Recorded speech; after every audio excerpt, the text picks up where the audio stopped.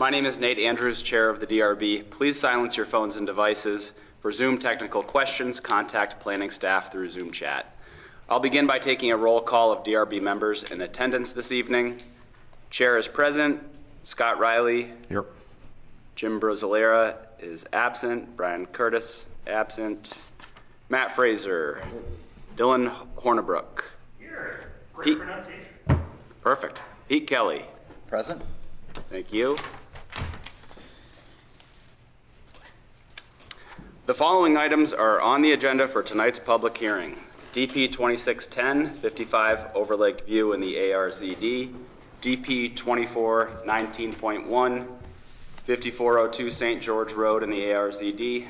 DP 2609, 73 Caboose Lane in the ARZD. DP 21-18.3, 259 Alpine Drive in the MRZD. DP 21-18.4, Alpine and Eden Lane in the MRZD. And DP 26-11, 35 Hurricane Lane in the GZDS.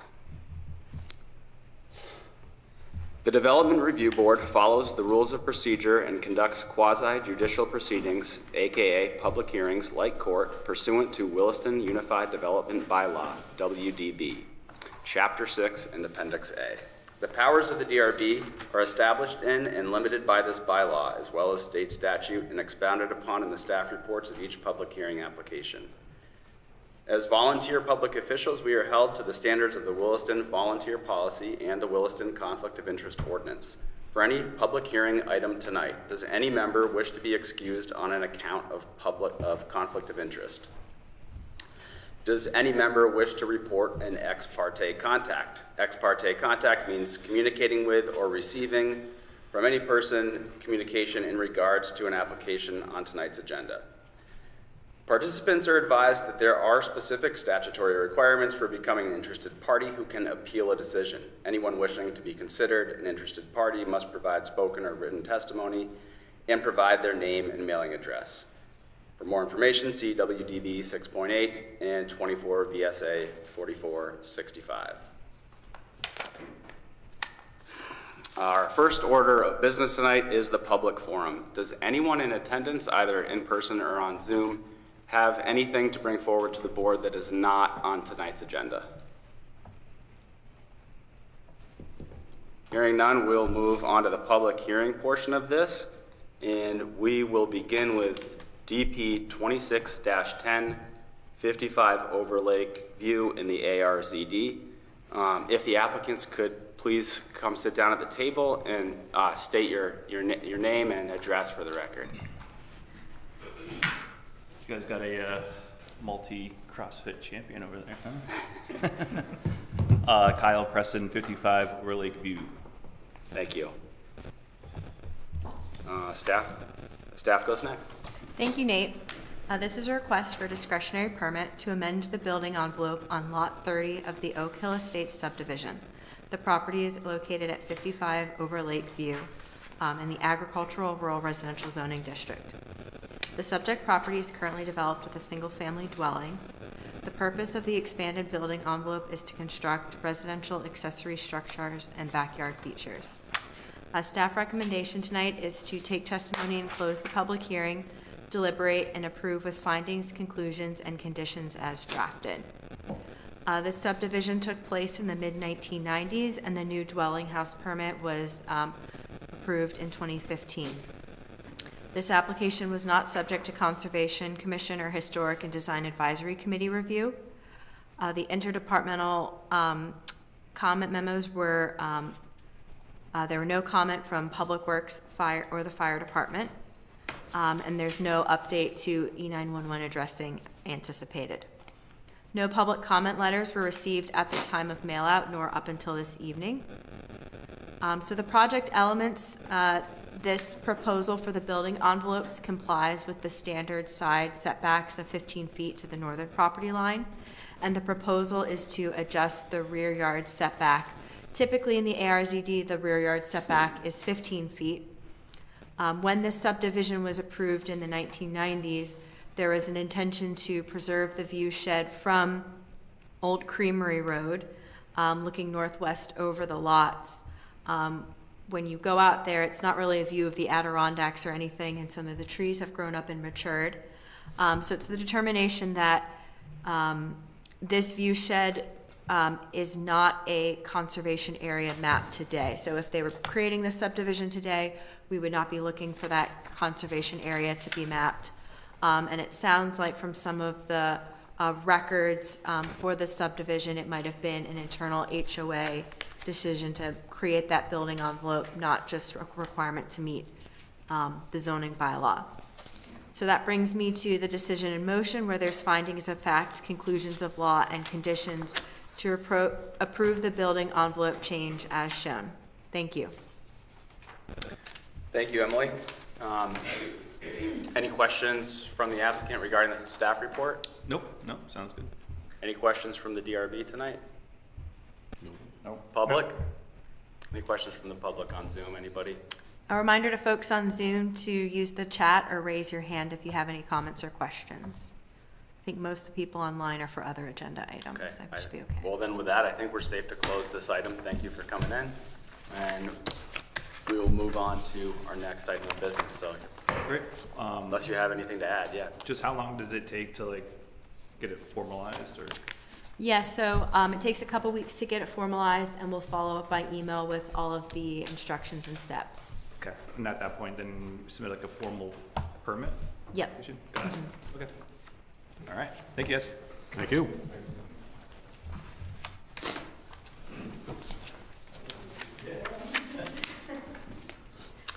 All right, next up is DP 24-19.1, 5402 St. George Road in the ARZD. If you could please come on up and state your name and address for the record.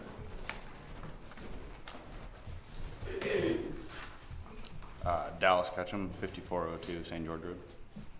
Thank you, Dallas. Staff goes next. Thanks, Nate.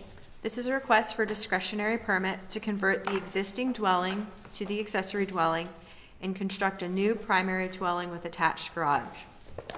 The new dwelling and garage will be within the footprint of the existing barn garage. The property is about 6.15 acres.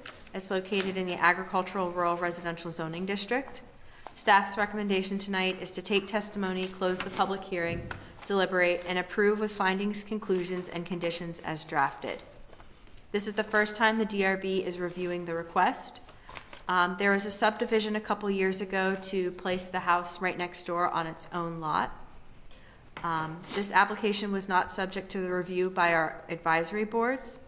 The Public Works Department did not have comments. The Fire Department comments are included as a condition of approval with limitations, noting that the Fire Department plan review standard is a select board policy, not an ordinance, and therefore can only be enforced to the extent that it correlates with the standard of the duly adopted bylaw. The E911 coordinator was notified in regards to addressing, and new street and driveway names must comply with the naming convention. Unit numbers are typically assigned prior to final plans, and there may be a requirement due to the number of dwellings that this be given a shared private driveway road name as opposed to St. George Road. So TBD, be in touch with the coordinator. No public comments were received at the time of mail out nor up until this evening. In terms of the dimensional standards with the zoning district, this complies as proposed, and all modifications are within that approved building envelope from the prior subdivision. There are some nonconformities on the lot, so that existing dwelling at 5402 St. George Road is partially located in the 50-foot front yard setback. That's fine for now, but if there are any modifications or additions made to that structure, they would need to be to the side or rear of the lot and not be expanding the amount of building footprint within that 50-foot setback. Final plans must demonstrate that all new utilities, including electrical and telecom, will be located underground. When we get into water, wastewater below. So there are standards in Chapter 20 about accessory dwelling units. Typically, it's an administrative permit approved by me or another zoning administrator. Because this is a switcheroo where the new larger house is being built and the existing is becoming the ADU, the bylaw requires that that get a discretionary permit approved by the board. There are some notations to be mindful of. Accessory dwelling units are limited to 2 bedrooms maximum, and the square footage is limited to a square footage based off of that primary dwelling. So the standard states that there's the possibility that an existing 2-bedroom dwelling of 1,500 square feet or less could be used as the ADU by an owner who proposes to build a new home of up to 3,000 square feet. So that existing dwelling is 2 bedrooms, it's less than 1,500 square feet. And I also want to note that there's no restriction on the number of bedrooms in the primary dwelling. That primarily plays into wastewater, so they do have a state water and wastewater permit for the existing system. If they ever go to rebuild the system, I do see a note on the plans about a 3rd bedroom in the ADU, and it would be limited by our zoning to 2 bedrooms. Lastly, conservation areas, flood areas, and watershed health are not applicable. There are some conservation areas and watershed buffers on the property. However, they are not in the development area. The prior subdivision delineated them and put a building envelope on the site plan. What follows are findings of fact, conclusions of law, and conditions of approval, with that recommendation at the end about the number of bedrooms. Thank you. Thank you, Emily. Dallas, do you have any questions for Emily before we turn this over to questions for the board? Public? No, I mean, I've already spoke with her about mostly everything. Great. Emily, could you please restate the limitation of the ADU in regards to the bedrooms? Yes, so in our zoning bylaw, an accessory dwelling unit is defined as a studio, 1 or 2 bedroom unit. Okay, thank you. And no limit on the new main house. Correct. The new main house can be as many bedrooms as they want and as many finished square feet as they want. Just there's a max. Subject to limitations on the wastewater. Subject to wastewater, yes. Okay. That all makes sense, Dallas? Cool. Yes, sir. Any other questions from the board on this one? No. No? Okay. Any questions from public, either in attendance or on Zoom? No chats and no raised hands on Zoom. Okay, thanks, Emily. In that case, we are going to close DP. Dallas, you're good? Yep. We'll close DP 24-19.1, and feel free to go ahead, have a seat, and we'll call up the next meetings. Thank you. Thank you.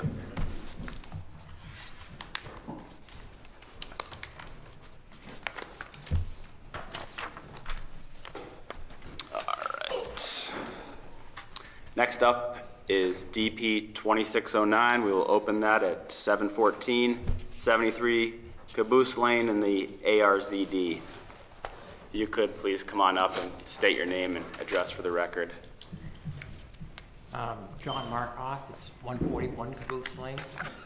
Susan Parent, 73 Caboose Lane. Thank you. Staff goes next. Thanks, Nate. This is a request for a discretionary permit for a boundary line adjustment, AKA BLA, at 73 Caboose Lane and a vacant property off Caboose Lane. The boundary line adjustment will transfer about 4.96 acres from the Marcotte property to the parent property. No development is proposed as part of this application. Staff's recommendation is to take testimony and close the public hearing, deliberate and approve the findings, conclusions, and conditions as drafted. However, we will be going over a recommended change to one of the conditions in a moment. This is the first time the DRB is reviewing the request. In the mid-1990s, there was a 2-lot subdivision that created 73 Caboose Lane and 141 Caboose Lane. Because no development is proposed, this was not subject to Conservation Commission review. The Public Works and Fire Departments did not have any comments, nor did the E911 coordinator because no new houses are proposed. No comment letters were received at the time of mail out. Today, I did receive some correspondence that I passed out to the board from Brian Courier, the applicant's engineer, that we'll go over in a moment. In terms of the standards for the agricultural rural residential zoning district, this complies with the minimum lot frontage requirements, the minimum lot size requirements. And the discretionary permit is required because the amount of land that's moving between the two parcels is enough to be subdivided on its own. The official map for this area of town depicts a desired trail connection that roughly goes from the Lake Iroquois Recreation District to the south, northwestward towards the Oakview Hill Trails. So there is a condition of approval at the end. Condition number 9, final plan shall include a floating trail easement for the portions of the land subject to the BLA. The reason for this floating trail easement and the applicant's recommended change is at the next meeting, you'll see the subdivision permit application for the Marcotte property. And the pink line on the plan you have is the trail easement that will be going with the subdivision. So rather than have this property have to do a separate easement, the proposal would be to shift the property line of the boundary line to that orange line, so that future trail easement can be fully contained on the Marcotte property, meeting those subdivision requirements. And the reason for this is there's some wetland constraints in the area, so it's placing the trail easement in a location that has the fewest number of wetland buffer crossings. So my recommendation to the board would be in deliberative session to adjust the condition number 9 to either do the trail easement or modify this boundary line to fulfill that official plan requirement. That's all I have. Thank you. So Emily, let me ask you a question. That's not exactly a surveyed map. How do we approve that? Emily's orange line? That's Brian Courier's orange line. Mine would be a little bit neater. So what condition number 9 says is final plan shall include a floating trail easement for the portion of the land subject to the BLA. I would just say, or a plat that shows accurate property boundaries. So that's a rough napkin sketch. It totally complies with the bylaw, and they would just formalize that orange line on a professional surveyed plat at final plans. And we can reference this. Mm-hmm. Okay, all right. Thank you, Emily. John and Susan, any questions or clarifications from you on the report? No, seems pretty straightforward. Okay. Anything else from the board on this? Okay. Nope. Anything from the public? No chats and no raised hands online. All right, thank you, Emily. In that case, we're going to close this at 7:19. Thank you both.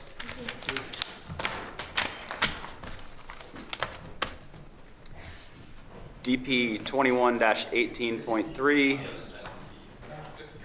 259 Alpine Drive. If the applicant could please come on up, state your name and address for the record.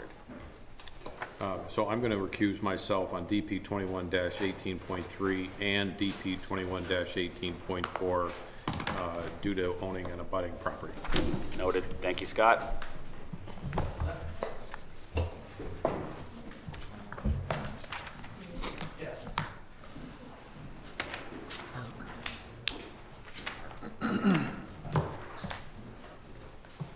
Welcome. Hi. Hi, how you doing? Good? Good. I'm Chris Snyder with Snyder Homes. Andy Rowe with Snyder Homes. All right, thank you, guys. Yeah. Staff goes next. Thanks, Nate. This is a request for a discretionary permit for the private neighborhood amenities at the Annex, located at 259 Alpine Drive. The development is currently under active construction. It's located in the Midway Residential Zoning District, formerly known as the Taft Corner Zoning District. Staff's recommendation is to take testimony, close the hearing, deliberate, and approve the application with findings, conclusions, and conditions as drafted.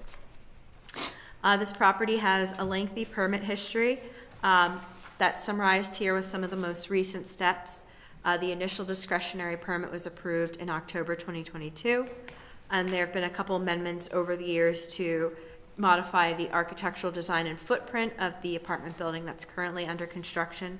That amendment was in 2024. And there was an administrative amendment earlier this year to modify some of the unit phasing. The advisory boards were not required to comment on this application. The interdepartmental comments, the fire department comment memo is included with limitations as noted. And the public works department did comment as well.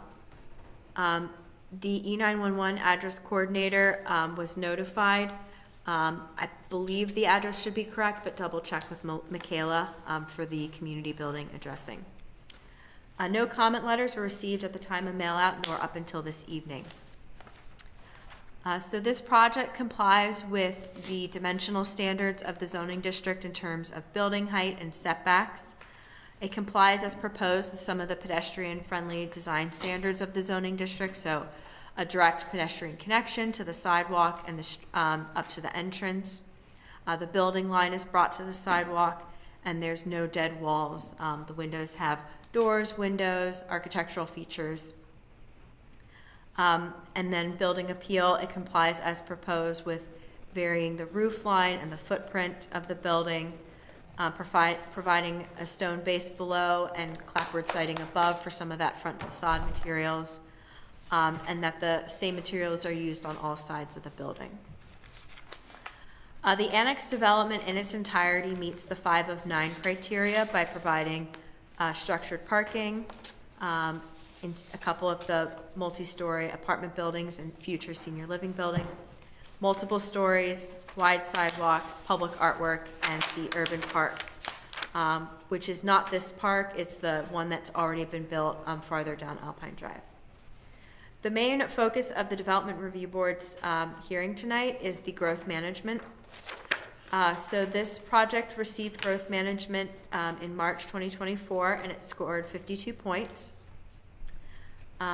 So with every subsequent discretionary permit, filing, and amendment, it's the role of the DRB to make findings to ensure that that 52-point score is upheld, and that all the detailed plans follow through with the commitments that were made at growth management.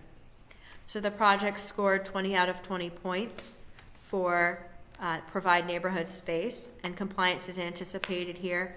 In the questionnaire, they describes the community building with swimming pool, raised beds, and outdoor seating. All those amenities and more are shown on the plans with play equipment, and the garden space is a little bit bigger. It has a water feature, so it meets all of those amenities of that growth management score. The other one is sustainable transportation.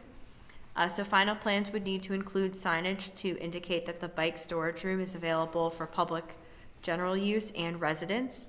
That sustainable transportation requirement is that these facilities be publicly available. And that project scored 2 out of 10 points for providing secure, covered bicycle storage. In terms of street trees and outdoor lighting, everything complies as proposed. The street trees are shown along Eden Lane, and there's more landscaping internal to the park itself. And the outdoor lighting is well below the maximum levels allowed in this district. So what follows are those findings of fact that that 52-point score is upheld, conclusions of law, and conditions of approval, including condition number 17 about the bike storage facility. Thank you. Thank you, Emily. Gentlemen, anything to add or clarify from Emily's staff report? No. Okay, thank you. Any questions from the board on this one? Yeah, actually one. When I was looking through the plans, this picture here, it puts the fencing around the pool area, looks to be around hip height. What is the actual standing height that the fencing around the pool will be? 48 inches. 48 inches, okay. Yeah. Satisfied with that, Dylan? Yeah, 48 inches I think is fine. You know, I just wanted to make sure that it wasn't going to be anything that a child could conceivably get over with minimal effort. Emily, Well, anything that's a to- code requirement, 48 inches, is that correct? Yes.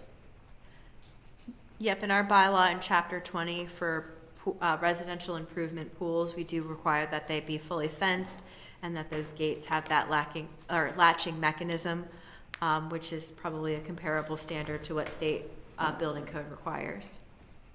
Got it. Okay, thank you. Anything from the public on this one? Anyone online?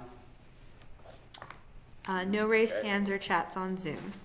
In that case, I think we can close DP 21-18.3 at 7:26, and we will move right into 21-18.4.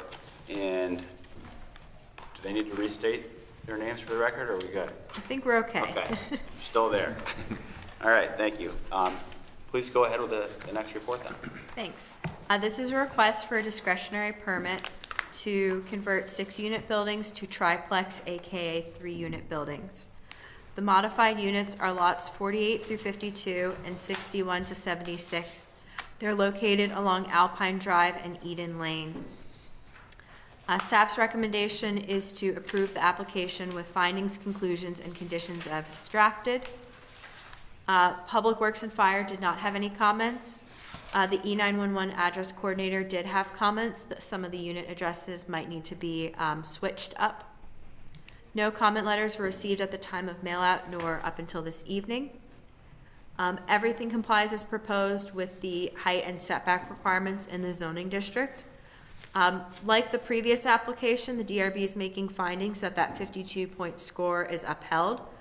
So in growth management, the project scored 20 out of 20 points for offering housing choices.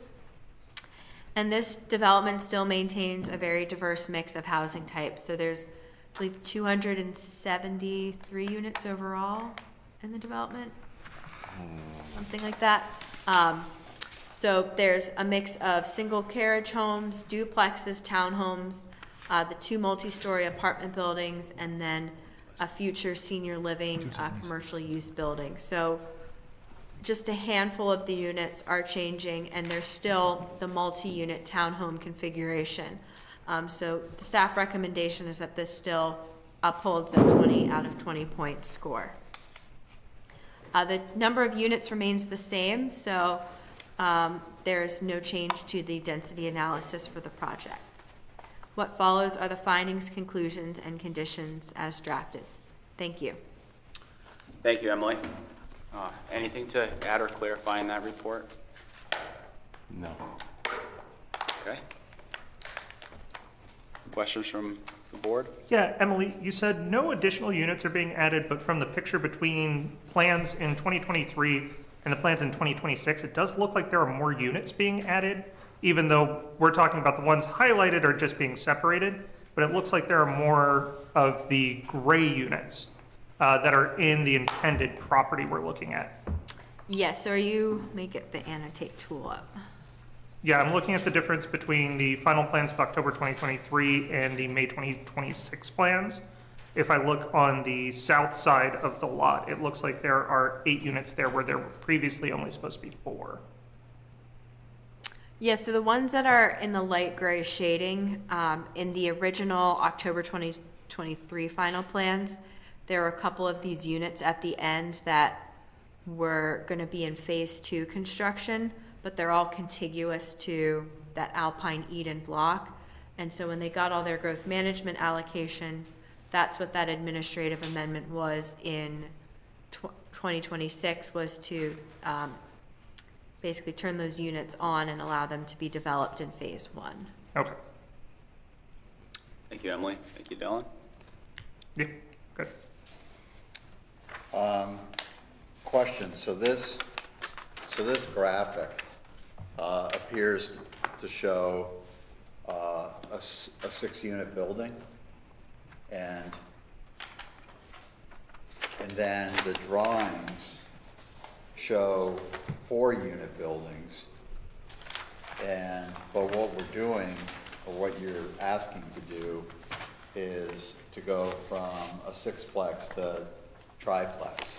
2 triplexes. 2 triplexes, so I'm just a little confused as to what I'm looking at here. If you could help me connect the dots.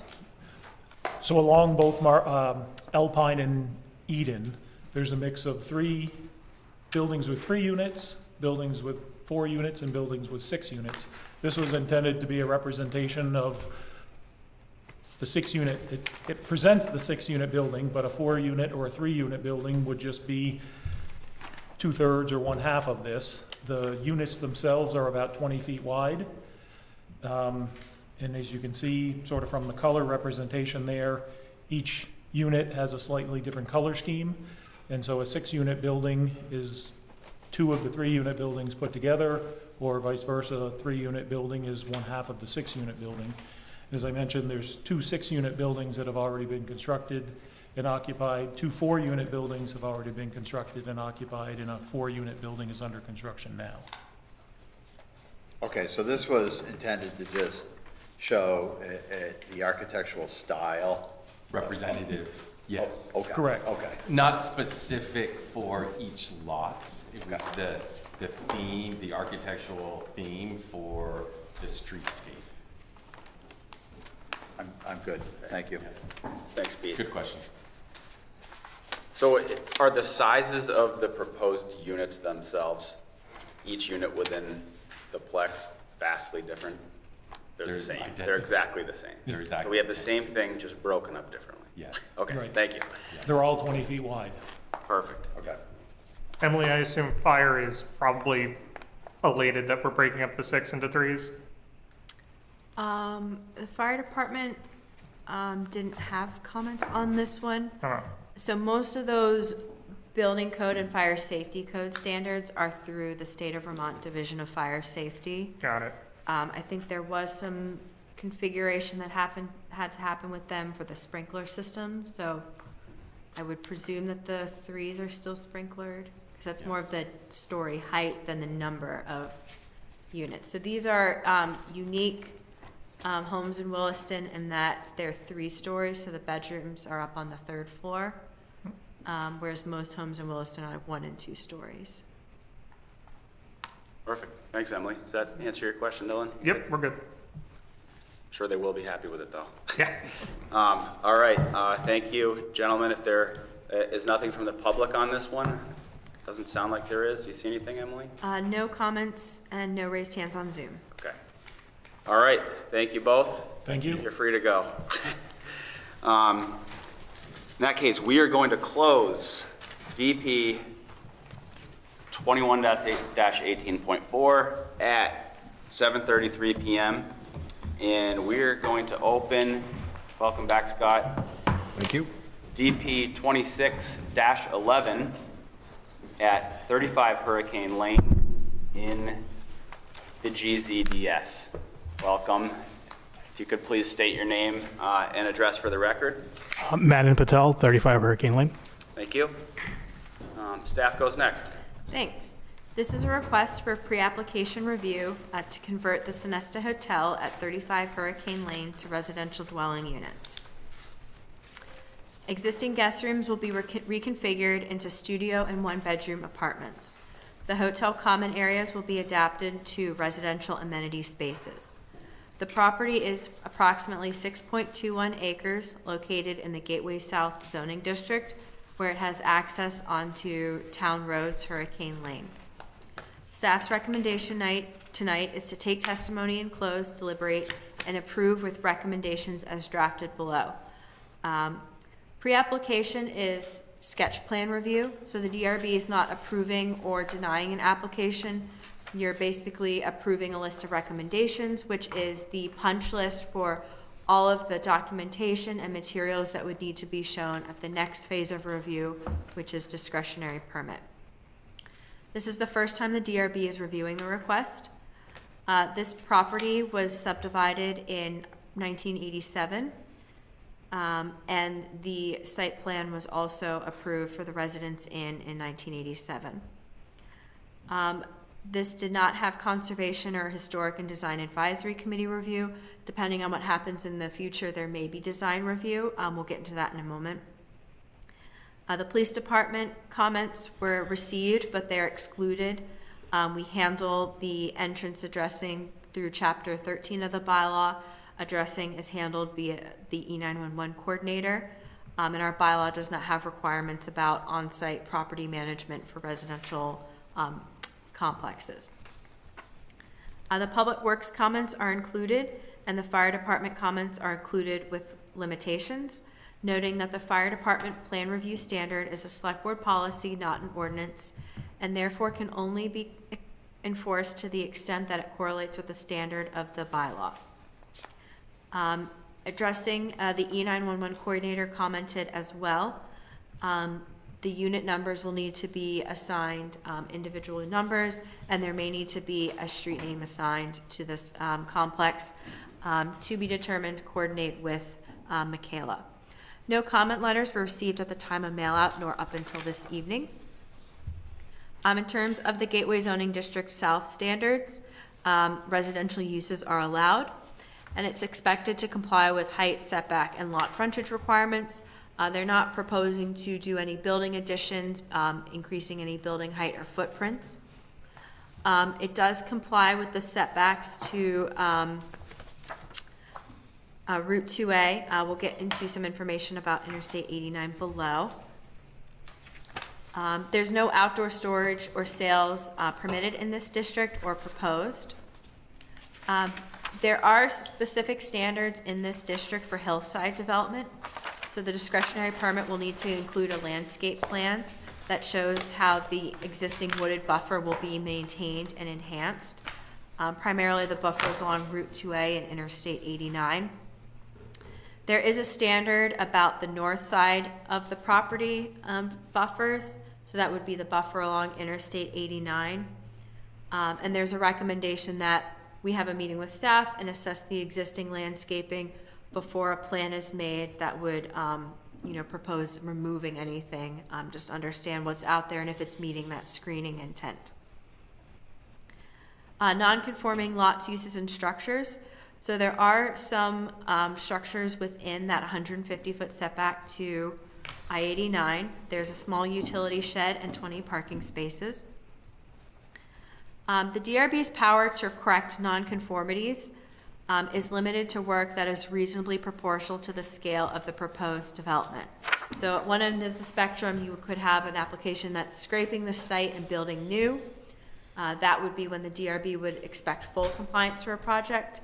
And then there's something like this at the other end of the spectrum where the use is changing, the intensity is staying relatively the same.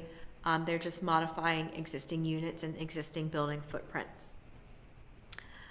So the recommendation is that that storage shed should be removed from the buffer, but those existing parking spaces and access drives can remain within the setbacks. Emily, while you're on that, can I ask a quick question? The parking spaces that are in the setback, are they there? Are they non-conforming because the applicant or the original builder built them in the setback, or did the setback change or the requirements change after the fact? I will double check that. I would presume that the setback changed. Okay. But yeah, that would be good to know for the board. Yep. Make sure that if they're illegal non-conforming, that they were permitted that way from the beginning. That would be great. Thank you. Density and transfer of development rights, Chapter 19. So we have a provision in our bylaw, the adaptive reuse of an existing non-residential structure, such as a hotel, is not subject to the density requirement.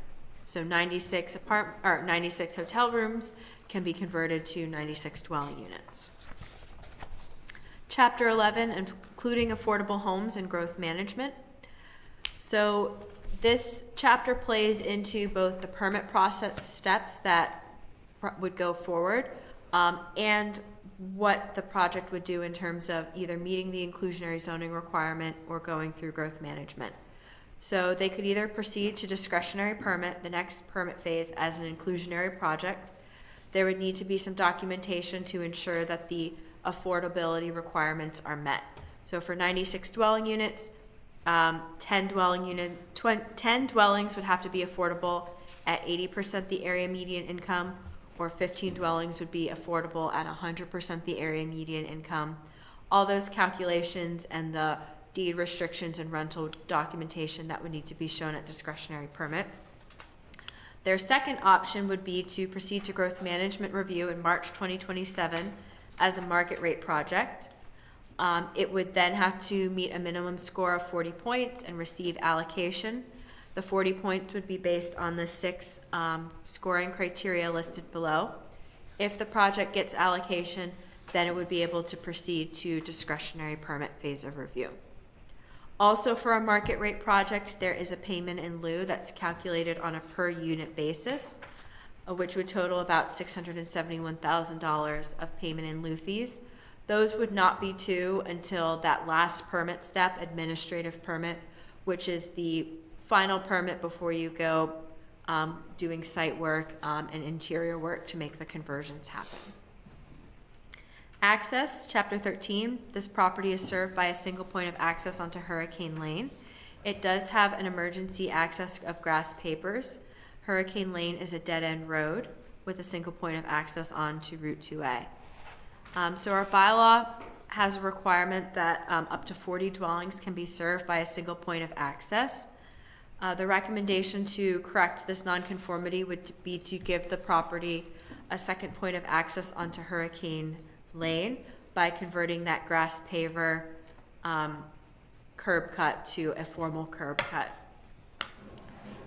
And then that curb cut would need to comply with the circulation standards and the public works specifications for a driveway connection. At pre-application, the DRB must decide if a traffic study must be conducted and submitted at discretionary permit. Recommendation 5 requires a traffic study, but the DRB could modify this. Separately at the state level, a traffic study may be required. On-site infrastructure, so sidewalks and paths must be provided along existing and proposed roads. The discretionary permit will need to show a plan to construct a sidewalk along the Hurricane Lane frontage and connect it to the Route 2A multi-use path. And then the internal sidewalks that go around the hotel buildings would need to connect to that main sidewalk. Provide a plan for utilities and see the Public Works comments regarding municipal water and municipal sewer.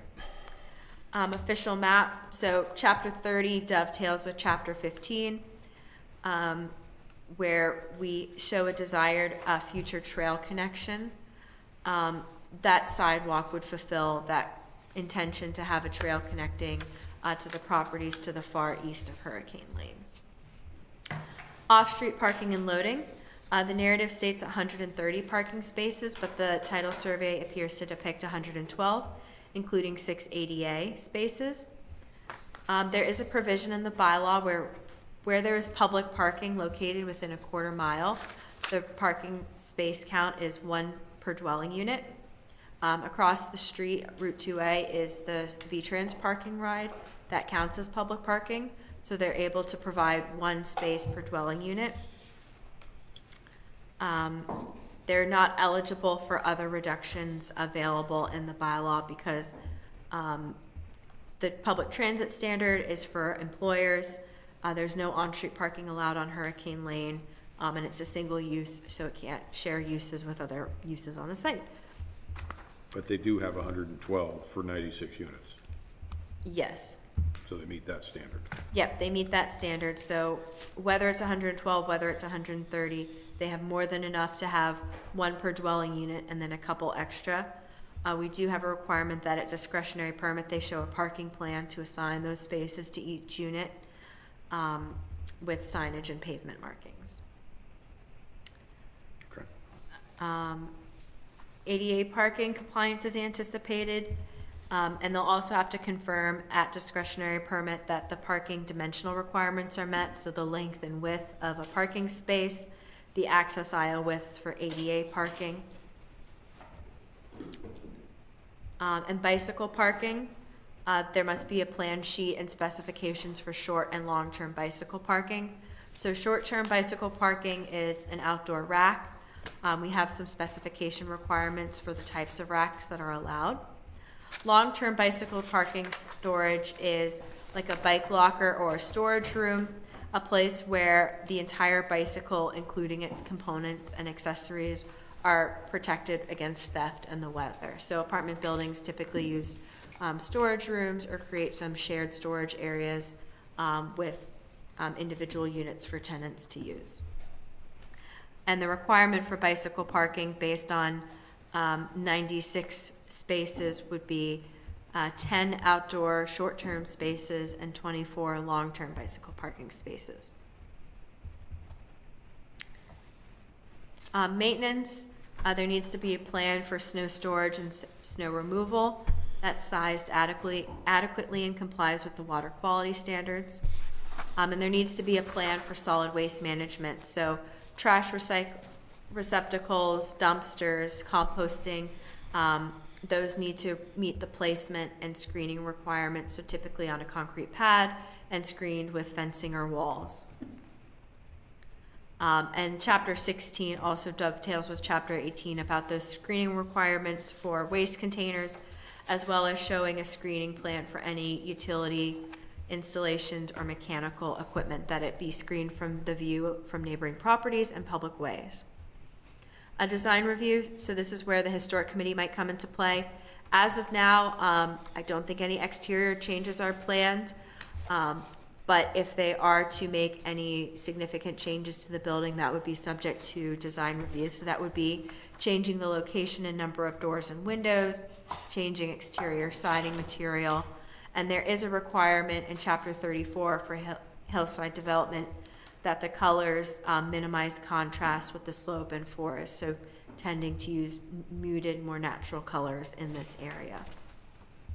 Emily, would restructuring the numbering on the doors, given that the use is changing and they need to have the addresses clearly labeled, would that trigger that?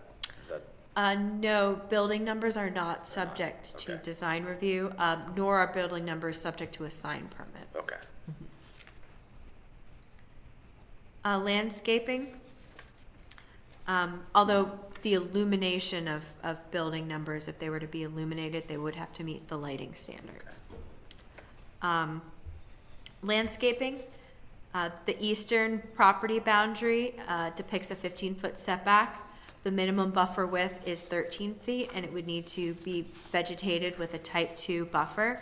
I do note that some of this eastern property boundary has the overhead Velcro transmission line, so there might need to be some modifications with this buffer in terms of the species selection to meet the building height limitations of that Velcro easement. And then the landscaping requirements for the public ways are regulated by the street trees and those screening vegetation requirements. So it looks like from visiting the site and the site plan that there's adequate trees along Hurricane Lane, but there might need to be some trees supplemented, and that plan would need to document existing and infill plantings to meet that street tree requirement.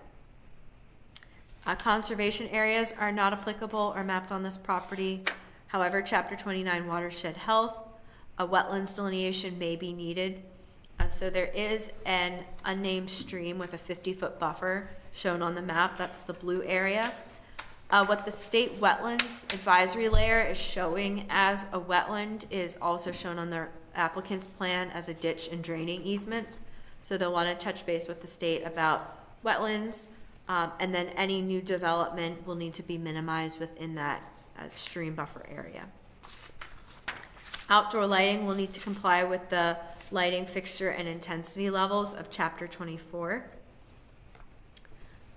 Signs and master sign plans are permitted administratively, so I do note that there's 2 freestanding signs adjacent to Route 2A. Freestanding signs are allowed, but they must be adjacent to the point of access, so those 2 signs would need to be removed, and that one Hillside East development sign, it can stay, but it advertises Courtyard Marriott, which is an off-site use, so that one would need to be modified on the property. And again, building numbers and door numbers are not subject to the sign review. Lastly, impact fees. Impact fees are assessed on a per unit basis at administrative permit. So there's a Parks and Recreation impact fee. And this fee can be waived or reduced by the select board if the developer is a community land trust, housing trust, or other nonprofit providing affordable housing, and that those units are affordable at 80% or below area median income. The second fee is the transportation impact fee, and those have some automatic discounts written into the bylaw. So if the unit is affordable at or below 80% AMI, it pays no transportation impact fee. And if it's affordable between 81 and 100% AMI, the fee is discounted 50%. So what follows are all those recommendations about all of the plans and documentation that needs to be shown in the discretionary permit submittal. Thank you. Thank you, Emily. Do you have any questions or clarifications on the staff report? No, not at the moment. Okay, thank you. Board, anybody have questions on this one at the moment? Yeah, so we talked about having 2 entranceways into the parking area. Is it currently one in the front and we're adding one to the back? Yes. Okay. Could we maybe bring that picture up on the board, or, I know we have it, but let's just look real quick. Yep, let me pull up the, It's shown on the site plan. Yep. It's shown on the site plan on the right side with grass pavers. That would have to be converted to an exit or an entrance To So like my town units. standards. to town standards. yeah, so on the left-hand side of the land survey is the existing driveway, that's the main point of access. The right-hand side, that emergency grass pavers, that would need to be upgraded to a driveway. Okay. And while we're here, Emily, can you point out the parking spaces that are with slightly, it looks like only slightly within that 150-foot setback? Yep.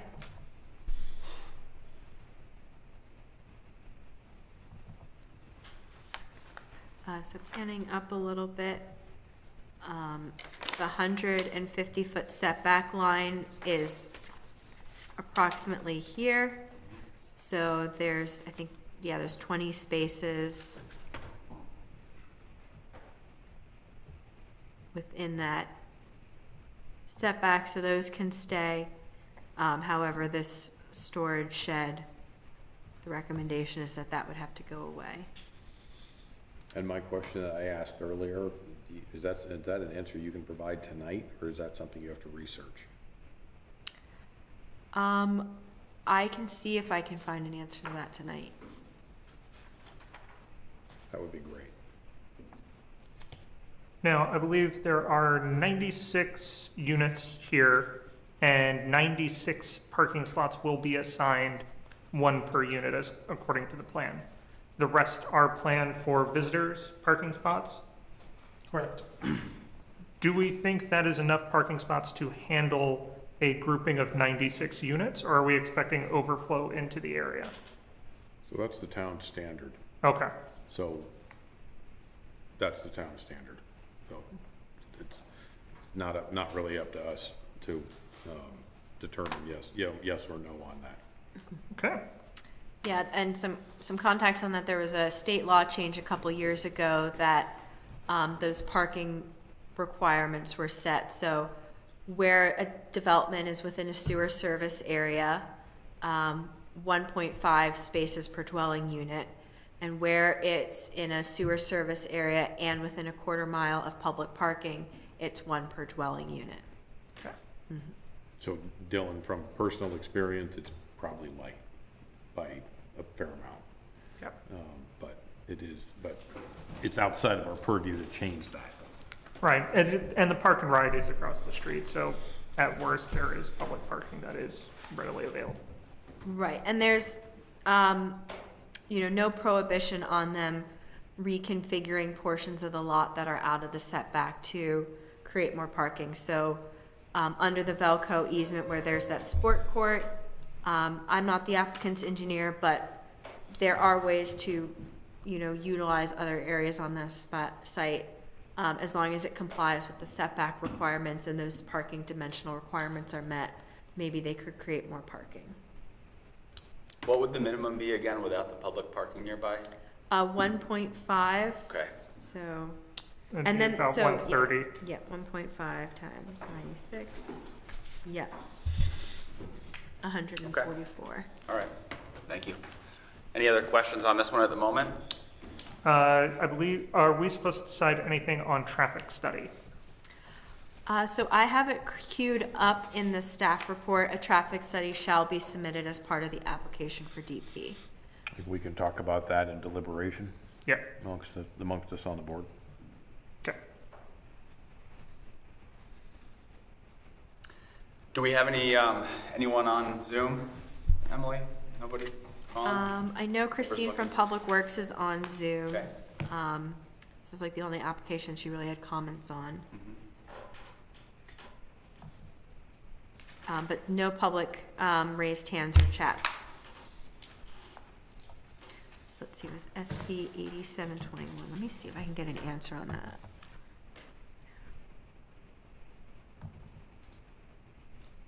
Christine, if you're there, did you have any comments to add on this one, and other than what we've heard from Emily in your report? Hi, apologies. I'm just trying to work my technology here. No other comments at this time. Okay, thanks, Christine. Thank you.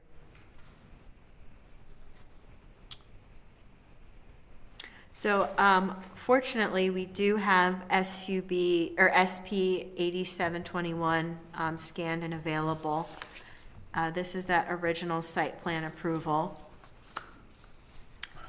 And it does show those parking spaces. I mean, everything's almost exactly as it was based on those plans within the 150-foot scenic interstate easement. The zoning bylaw has been through many iterations. The current version of the bylaw was adopted in 2008 and has been subtly amended over the years. So I really couldn't tell you what the setback and screening standards were in 1987. But that's the original right But there. that's the original plan. From 87? Yep. So I would say all of the parking Yeah. based on this was that's what it legally looks like. permitted. Okay, all right, great, thank you for pulling that up. All right, I'm good. Great. Final question for Yeah. me. So since these were hotel units, I'm assuming they had no post office access built into the units. Is the plan to have those built onto the exterior, or is that going to be handled at a joint facility in where the gatehouse currently is? So currently, right now, it's like the gatehouse, like everyone, even, hotel guests will mail stuff to the main lobby. That would be up to the developer and, how they would want it to play out. But, I would assume that it would probably be the similar setup because we have a nice space in the front, that allows that. So whatever they would want to kind of configure. Okay. Thank you. Anything else at this point? Everyone's good? Yeah. All right, in that case, thank you. And we are going to close DP 26-11 at 7:59 PM. Thank you both for coming. The DRB will be entering deliberative session next. All right, the DRB is back in session at 8:31 on May 12th. Do I have a motion for DP 26-1055 Overlake View in the ARZD? As authorized by WDB 6.6.3, I, Pete Kelly, move that the Williston Development Review Board, having reviewed the application submitted and all the accompanying materials, including the recommendations of the town staff and the advisory boards required to comment on this application by the Williston Development Bylaw, and having heard and duly considered the testimony presented at the public hearing of May 12, 2026, accept the findings of fact and conclusion of law for DP 26-10, and approve this discretionary permit subject to the conditions of approval above. This approval authorizes the applicant to file final plans, obtain approval of these plans from staff, and then seek an administrative permit for the proposed development, which must proceed in strict conformance with the plans on which this approval is based. Thanks, Pete. Do I have a second? I'll second it. Thank you, Scott. Any further discussion? Hearing none, I'll take a roll call vote. Yay or nay? Chair is a yay. Scott Riley? Yay. Matt Fraser? Yay. Dylan Hornibrook, Yay. Pete Kelly. Yay. 5 yeas, no nays, motion carries. Do I have a motion for DP 24-19.1, 5402 St. George Road in the ARZD? As authorized by WDB 6.6.3, I, Matthew Fraser, move that Williston Development Review Board, having reviewed the application submitted and all the accompanying materials, including the recommendations of the town staff and the advisory boards required to comment on this application by the Williston Development Bylaw, and having heard and duly considered the testimony presented at the public hearing of May 12th, 2026, accept the findings of facts and conclusion of law for DP 24-19.1 and approve this discretionary permit subject to the conditions of approval above. This approval authorizes the applicant to file final plans, obtain approval of these plans from staff, and then seek the administrative permit for the proposed development, which must proceed in strict conformance with the plans on which this approval is based. Thanks, Matt. Do I have a second? I'll second it. Thanks, Pete. Any further discussion? Hearing none, I'll take a roll call vote. Chair is a yay. Scott Riley. Yay. Matt Fraser. Yay. Dylan Hornibrook. Yes. Yay. Pete Kelly. Yay.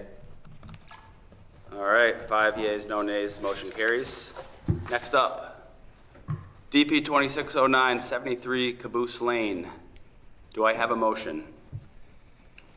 Yes, as authorized by WDB 6.6.3, I, Pete Kelly, move that the Williston Development Review Board, having reviewed the application submitted and all accompanying materials, including the recommendations of the town staff and the advisory boards required to comment on this application by the Williston Development Bylaw, and having heard and duly considered the testimony presented at the public hearing of May 12, 2026, accept the findings of fact and conclusions of law for DP 26-09, and approve this discretionary permit subject to the conditions of approval above. This approval authorizes the applicant to file final plans, obtain approval of these plans from staff, and then seek an administrative permit for the proposed development, which must proceed in strict conformance with the plans in which this approval is based. Thanks, Pete. Do I have a second? I'll second. Thanks, Matt. Any further discussion? All right. Yay or nay? Whoop. Sorry, go ahead, Pete. I'm, My fault. no, I failed to read into the record the amendment. Oh, sorry. I should have caught that. Let me get Nope. that shared up. If you could put that up, Emily. Okay, so after I read the motion, I neglected to make the following amendment to the proposed conditions of approval. We are striking item number 9 in its entirety, and we are replacing it with the following. Final plans shall include a floating trail easement for the portions of the land subject to the BLA, or configure the BLA to keep the trail easement on the Marcotte parcel. Thank you for that, Pete. Do we have a second? I'll second. Thank you, Matt. Any other discussion on this one? Do we technically, oh, she's correcting it to configure versus reconfigure. Oh, yeah, it says reconfigure. I think either's fine. It's okay? Yep. All right, in that case, we will take a roll call vote. Yay or nay? Chair is a yay. Scott Riley? Yay. Q. Matt Fraser? Yay. Dylan Hornibrook? Yay. And Pete Kelly? Yay. 5 yeas, no nays, the motion carries. Next up, do I have a motion for DP 21-18.3, 259 Alpine Drive? Yes, as authorized by the WDB 6.6.3, I, Matthew Fraser, move that the Williston Development Review Board, having reviewed the application submitted and all the accompanying materials, including the recommendations of the town staff and the advisory boards required to comment on this application by the Williston Development Bylaw, and having heard the duly considered and duly considered the testimony presented at the public hearing of May 12th, 2026, accept the findings of fact and conclusion of law for DP 21-18.3, and approve the discretionary permit subject to the conditions of approval above. This approval authorizes the applicant to file final plans, obtain approval of these plans from staff, and then seek an administrative permit for the proposed development, which must proceed in strict conformance with the plans on which this approval is based. Thank you, Matt. Do I have a second? Second. Thank you, Dylan. Any discussion? Hearing none, we'll move on to the roll call. Yay or nay? Chair is a yay. Scott Riley has recused himself. Matt Fraser. Yay? Dylan Hornibrook. Yay. And Pete Kelly. Yay. 4 yays, no nays. Motion carries. We are moving on to 21-18.4. Do I have a motion for 21-18.4? Yes.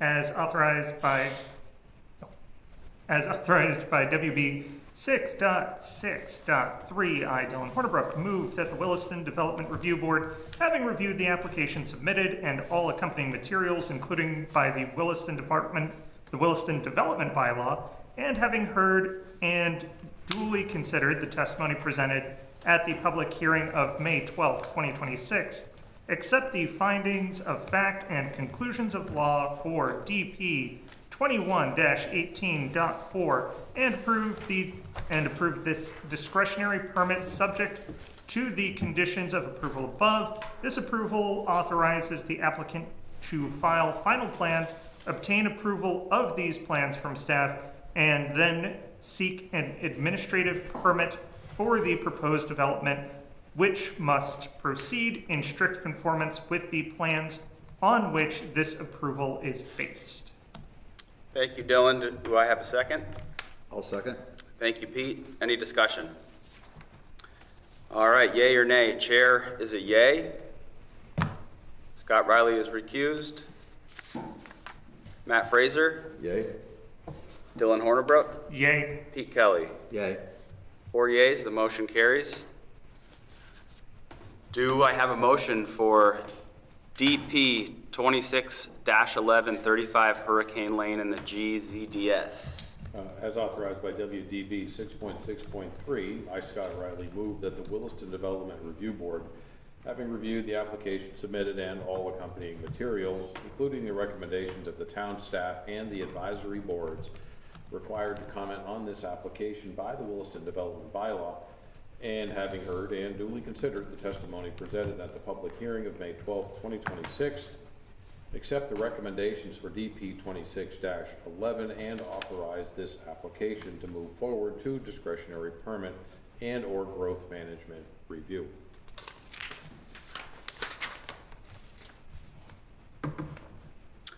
Thank you, Scott. Do we have a second? Second. Thank you, Dylan. Any discussion? Hearing none, we'll take a roll call vote. Chair is a yay. Scott Riley. Yay. Matt Fraser. Yay? Dylan Hornibrook. Yay. Pete Kelly. Yay. 5 yays, the motion carries. Now, it looks like we do have 2 minutes to approve. Is everyone familiar with those minutes? Because I'm not sure that everyone was present. I'm not. Yeah, so I don't know that we even have a, So you don't need to have a quorum on the minutes. Oh, Anyone okay. can vote on the minutes. If you didn't attend the meeting, you're basically looking for, if anything unreasonable looks like it happened that doesn't line up with the agenda. But yeah, you don't have to attend to approve the minutes. so we still need a quorum to approve the minutes, but we don't need, No, you don't need a, You don't need it. you don't have to have attended the meeting to vote on the You minutes. just have to familiarize yourself with it. so everyone needs to be comfortable to vote on it and be familiar with it. Right. Okay, That, So that we'll try. nothing looks out of line thanks, if you Pete. didn't attend the meeting. Got it, Right. yeah, makes perfect sense. All right, in that case, we do have 2 sets of minutes to approve, is that right? All right, so is there a motion to approve the minutes from April 14th? So moved. Thank you, Pete. Second? I'll second it. Discussion? Nope. All in favor? Aye. Aye. Aye. Any opposed? Motion carries. Thank you. 5 in favor, none opposed. Is there a motion to approve the minutes of April 28th? So moved. Thank you, Pete. Second? Second. Thanks, Scott. Any discussion? No discussion? All in favor? Aye. Aye. Opposed? 5 in favor, none opposed. Motion carries. Is there a motion to adjourn? So moved. Thank you, Scott. That's it. Thank you, everybody.